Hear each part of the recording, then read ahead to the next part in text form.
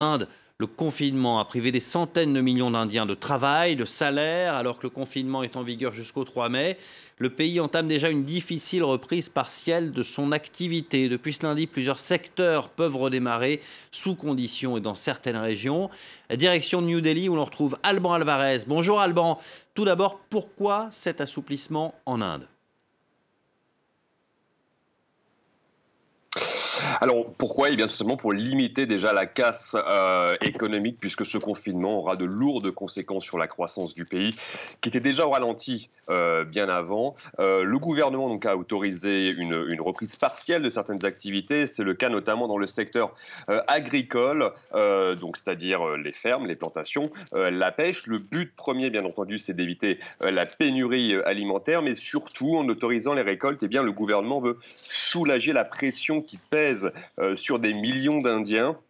L'agriculture fait vivre 300 millions de personnes dans le pays, c'est la moitié de la population active, et de nombreux fermiers, notamment dans le Pendjab, qui est un état situé à l'ouest du pays, avaient commencé à se faire entendre, à montrer leur colère, puisque la période de la récolte a tout simplement débuté. Il faut pouvoir écouler la production et mettre en place les cultures suivantes.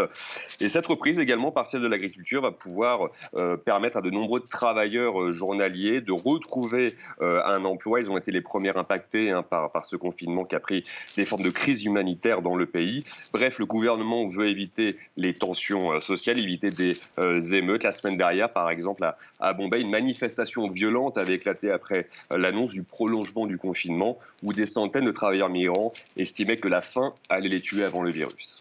Ouais, en attendant, ce virus, il continue de se répandre. Quelle est la situation sanitaire en Inde aujourd'hui ?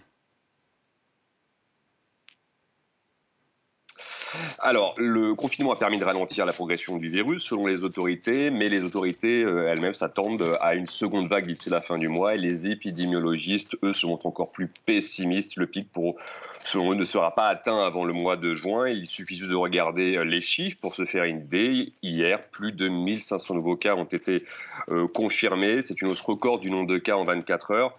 Sachant que le nombre de tests en Inde est limité, il est difficile de connaître la réelle ampleur de l'épidémie dans le pays. Dans les hôpitaux publics, il n'y a tout simplement pas assez de kits de protection du personnel médical, pas assez de kits pour tester les patients. Et cela s'est aussi accompagné d'une autre polémique autour des prix des tests de dépistage dans les laboratoires privés. En moyenne, ils coûtent 60 euros, une fortune pour la majorité de la population. La Cour suprême a donc dû intervenir pour demander à ce que les plus pauvres n'aient pas à payer pour se faire tester dans ces établissements privés. Alban Alvarez depuis New Delhi pour France 24. Merci beaucoup, Alban.